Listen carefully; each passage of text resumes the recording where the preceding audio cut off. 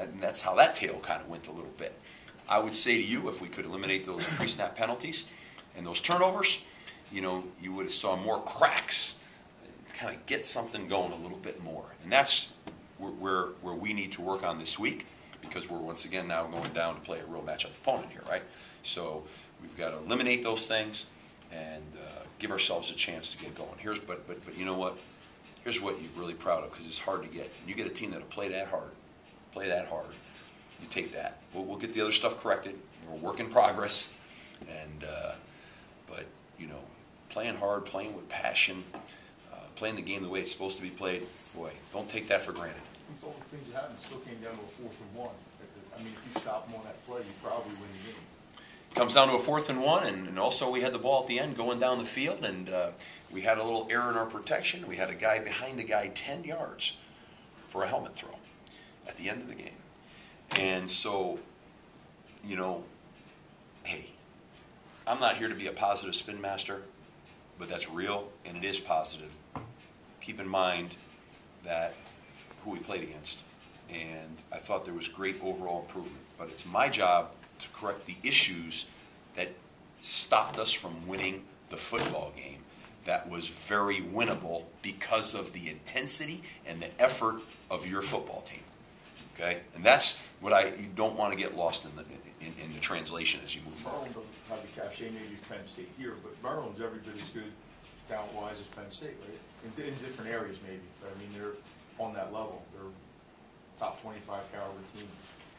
I mean, Maryland is a talented football team on both sides of the ball, and every team he plays different. You know what I mean?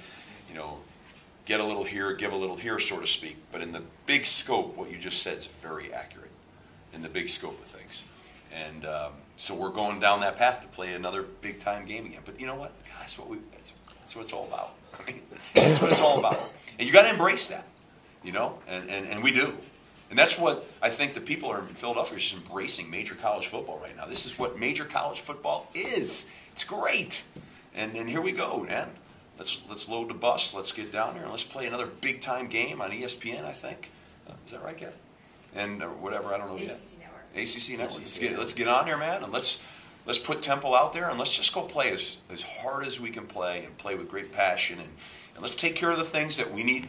The things that came up on us. Let's try to fix those and keep growing, because there is great growth.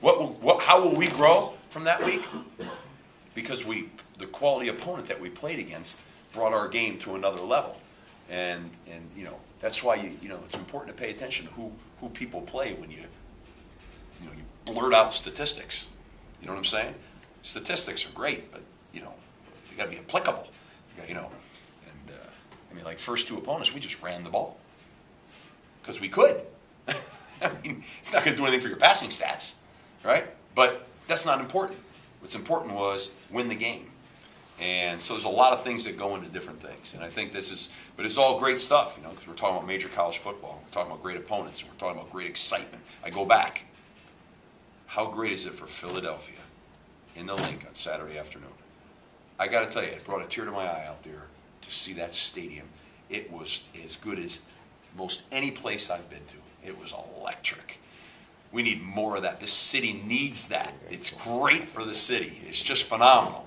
And hey, major college football, and we got to, I'm a coach, and I'm the Temple coach, and I'm vested in it. But even as a fan, I mean, how can you not? Terrific. You talked about Penn State's interior defensive line. What's the biggest obstacle that Maryland will present you guys? Well, I mean, Maryland has got, they've got quality players. They are a top 25 team, and they have, Penn State was exceptionally strong interiorly. Exceptionally. Which, is right at the point of where power run game starts. Maryland is more balanced, it's got great balance to them defensively.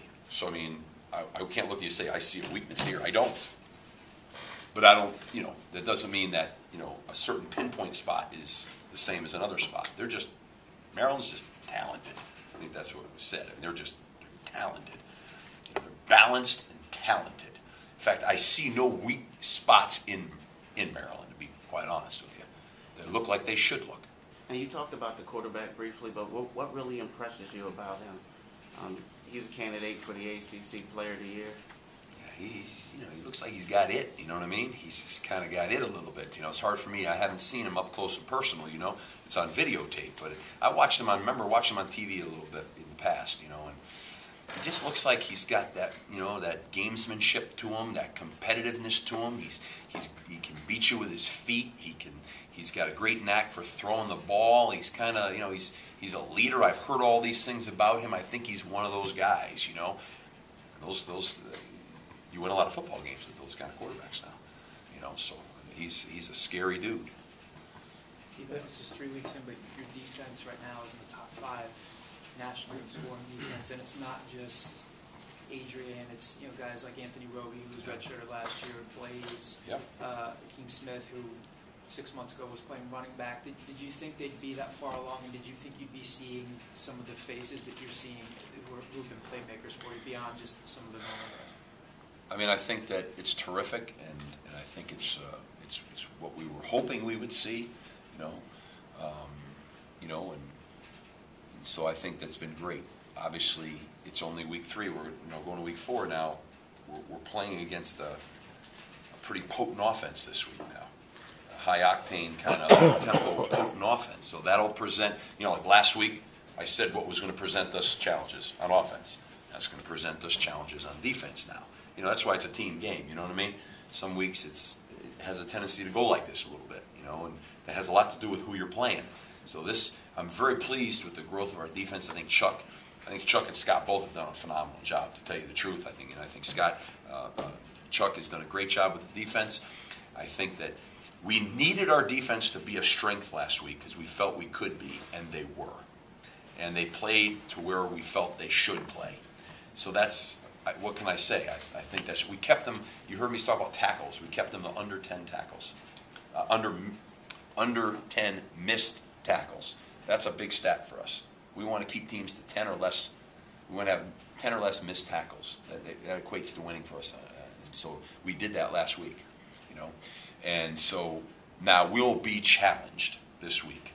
Our defense will be challenged. It'll present a very explosive offense now. Is going to present some real challenges there, and here we go. Let's go rise up. Let's go make that happen. That's another step. We had that big step up on offense last week, and we'll get better from that. And their defense will get challenged, and they're going to get better from that. And that's the ebb and flow of what we're going through right now. But it's just, but we're playing really good opponents, and it's great. I think you get better from that. You follow me? But it can be challenging. But you get better in the big picture of things. You'll get better. You won't get shocked. That's what's hard when you go 1 week to the next, and it's big jumps sometimes are hard. What is it specifically that Roby's doing? Because I know Boyd got his yards, but it seemed like most of his bigger plays came against some of the other guys, and when Anthony was on him, there was the play in the end zone, I think.